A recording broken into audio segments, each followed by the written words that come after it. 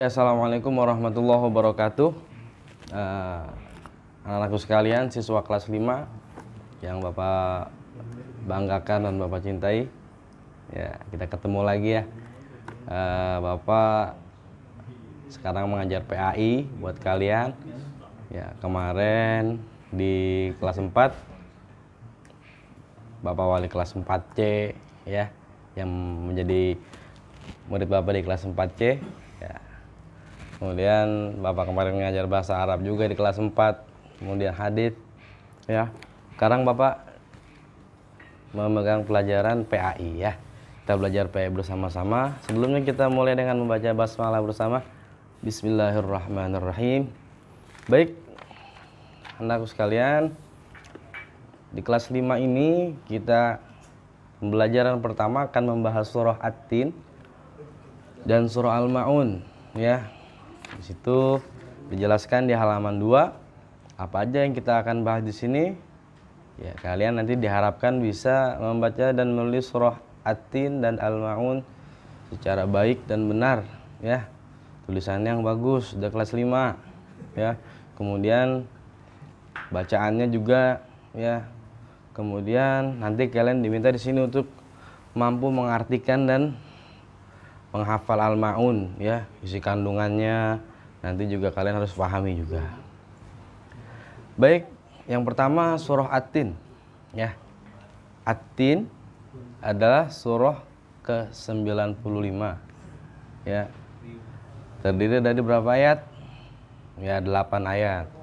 Kemudian At-Tin ini juga termasuk surah Makkiyah ya, surah Makkiyah.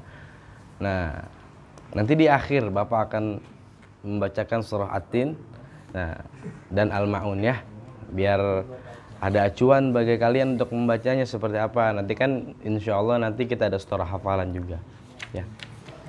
Baik, kita langsung ke isi kandungan surah At-Tin ya. Isi kandungan surah At-Tin di halaman ke-6. Nah ya, jadi begini, surah At-Tin ya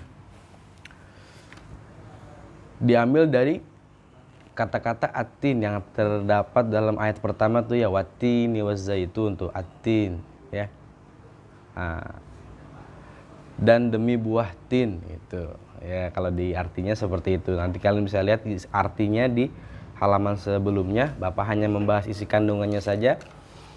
Kemudian apa aja sih isi kandungan yang terdapat dalam surah At-Tin gitu ya. Jadi di sini dijelaskan isi kandungannya mencakup tentang kita sebagai manusia ya. Sebagai manusia itu diciptakan dalam bentuk yang sebaik-baiknya, sesempurna-sempurnanya. Kita memiliki akal ya, hewan enggak. Ya, itu bedanya tuh. Oke, kita punya kaki, kita punya mata, kita punya tangan. Hewan juga ada yang punya kaki, punya mata. Tapi hewan tidak dibekali akal oleh Allah Subhanahu wa ta'ala. Makanya hewan nggak bisa berpikir dengan jernih gitu ya.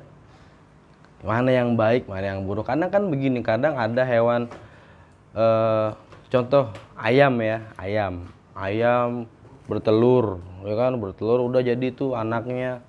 Kemudian anaknya itu ntar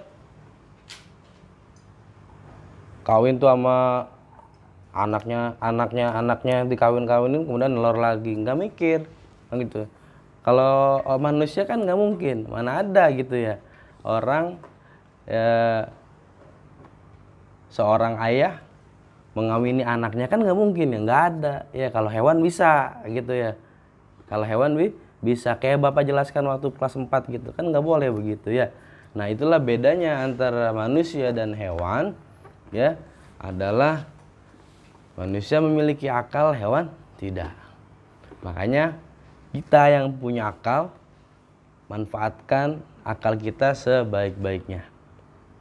Yang kedua ya, pembahasan isi kandungan surah At-Tin yang kedua, yaitu hendaknya kita sebagai manusia ya, kalau kita ingin dimuliakan oleh Allah Subhanahu wa ta'ala, kita pengen jadi manusia yang mulia nih gitu ya.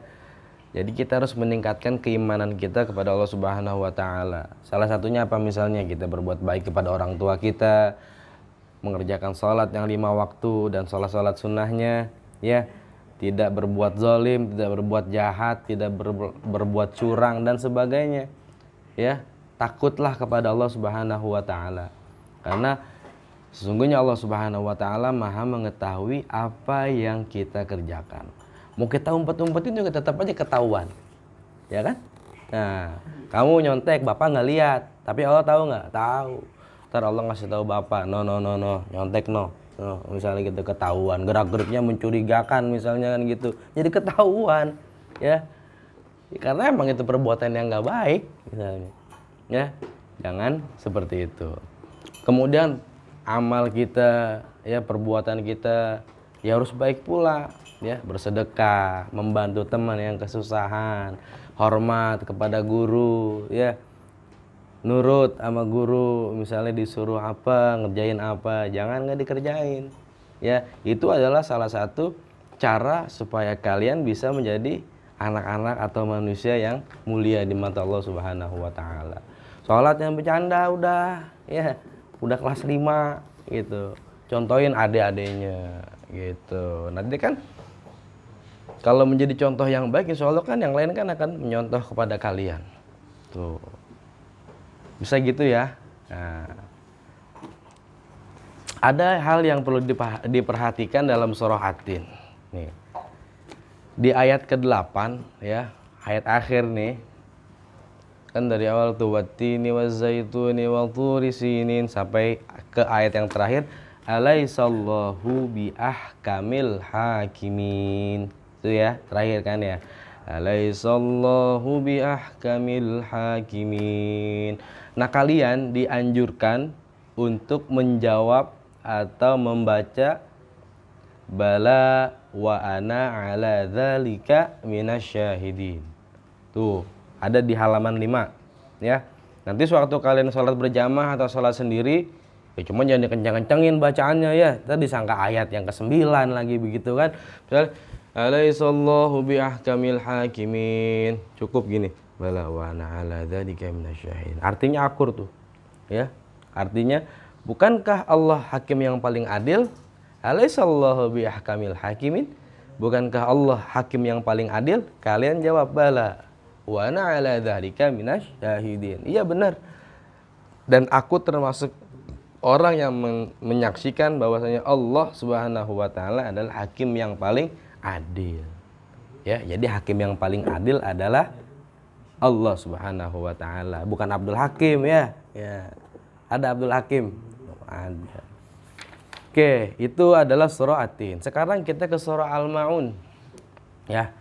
Surah Al-Maun artinya adalah barang-barang yang berguna. Ya. Jadi penamaan surah Al-Maun itu diambil dari ayat terakhir surah Al-Maun. Wa yamna'unal ma'un. Tuh, di situ ya. Dia ada di juz amma urutan surah ke 107. 107, maaf ya. Atau 107. Ya. Jumlah ayatnya berapa? 7. Ya, termasuk surat Makkiyah juga. Ya. Apa aja yang terdapat dalam surah Al-Maun, ya. Kalau hafal sih kalian udah hafal dah. Ya, apalagi Al-Maun. At-Tin juga Bapak yakin udah hafal. Ya, tapi tetap nanti ada pengambilan nilai hafalan surah At-Tin atau Al-Maun. Ya kan Bapak pengen tahu juga nih bacaan kalian seperti apa, ya. Nah, nanti Bapak akan ada pengambilan nilai, nanti dijadwalkan. Sekarang kita keisi kandungan surah Al-Maun, ya. Jadi dalam surah Al-Maun ini Allah Subhanahu wa taala, ya, menyebutkan ciri-ciri siapa aja sih itu pendusta agama, ya. Orang-orang yang mendustakan agama. Tuh. Udah tahu? Belum? Kalau belum tahu kita lihat di sini. Jadi ciri-ciri pendusta agama yang pertama, ya, orang-orang yang menghardik anak yatim, gitu. Menghardik apa? Misalnya gitu. Yang termasuk dikatakan menghardik itu apa? Orang yang menganiaya anak yatim, ya, ada anak yatim dipukuli, ini disakiti, ya. Kemudian menyakiti perasaan hati anak yatim. Ada anak yatim nih yang bapaknya udah meninggal, ya, dikata-katain sampai dia sedih, ya. Jangan, enggak boleh, Kalau kita seperti itu berarti kita tergolong orang yang menghardik anak yatim. Termasuk orang-orang yang pendusta agama. Emang mau dibilang pendusta agama oleh Allah Subhanahu wa taala? Ya, nggak mau, Bapak juga nggak mau. Ya. Maka hati-hati ya ketika ada teman kita yang yatim atau yatama, ya dijaga perasaannya. Ya, jangan diajakin berantem mulu, jangan. Ya, main bola senggol dikit, jatuh wajar, ya. Berantem, jangan. Dan berantem mulu kerjaannya, jangan. Ya. Ayo bersaudara kita semua ya, apalagi satu sekolahan ya, alfalah gitu. Jangan. Gitu ya. Kemudian setelah orang-orang yang menghardik anak yatim, kemudian ciri-ciri orang yang pendusta agama seperti apa yang kedua? Nah, ini orang yang tidak memberi makan anak kepada fakir miskin. Ada tetangganya lapar, ada fakir miskin lapar, kelaparan. Kita memakan enak-enakan. Ya, jangan. Nggak boleh seperti itu. Ketika kita ada tetangga yang kelihatannya nih keluarganya susah nih, tanyain. Kita punya rezeki lebih, udah makan belum Pak? Udah makan belum? Belum, oh, saya belum makan. Ya kasih makan. Itu adalah orang yang baik, ya, tidak tergolong pendusta agama. Jangan kita enak-enak makan, tetangga kita sebelah rumah kita kelaparan, ya, kesusahan, jangan. Ya, itu adalah salah satu isi kandungan surah Al-Ma'un, ya. Kalau kita melakukan hal-hal yang demikian berarti kita termasuk golongan orang-orang yang celaka, ya, orang-orang yang celaka, sial, rugi, ya, rugi. Sekalipun kita sholat, kita mau sholat mah rajin, ya kan, ya, menghardik anak yatim mah terus, ya, ada tetangga kesusahan, kita nggak mikirin perut sendiri aja, ya, mikirin yang penting saya mah senang gitu. Ini termasuk orang yang celaka kata Allah. Fawailul lil musallin, ya. Termasuk orang yang celaka. Orang yang celaka tuh sholat, ya. Kemudian di sini juga dibahas ada orang-orang yang riya dalam sholatnya, ya. Nggak boleh sholat pengen lihat orang. Wah, ada Pak Dayat sholat. Wah, pura-pura khusyuk. Terus Pak Dayat lewat mah, ya bercanda lagi, ya kan begitu, jangan. Atau enggak, wah ada Pak Kepala Sekolah, wah sholat, ya ada mama, ada papa, gitu sholat. Serius, nggak ada mama, nggak ada papa mah sholatnya cepet banget ya, kecepung-cepok begini-begini, langsung salam, malam. Wudunya begitu-begitu doang, ya dia yang benar wudunya, udah gede, ya. Jangan diperbaiki, kita harus lebih bagus lagi, ya. Kemudian ada lagi hikmah di sini. Ada membahas masalah tolong menolong juga di surah Al-Ma'un, ya. Tolong menolong itu manfaatnya banyak buat kita, ya. Di antaranya kita bisa menimbulkan rasa peduli, empati terhadap tetangga atau teman-teman yang kesusahan. Kemudian kita bisa memberikan rasa ketenangan dan bermanfaat bagi orang lain. Kalau kita tolong menolong, kalau sering menolong, kita akan jadi orang yang bermanfaat. Ya, khairun nas anfa'uhum linnas. Sebaik-baiknya manusia adalah manusia yang bermanfaat bagi orang lain, ya. Kemudian meringankan beban orang lain, orang yang kesusahan, karena kita tolong bebannya jadi ringan. Kemudian mempererat tali persaudaraan, ya. Tolong menolongnya dalam kebaikan, ya. Jangan dalam keburukan, nggak boleh, ya.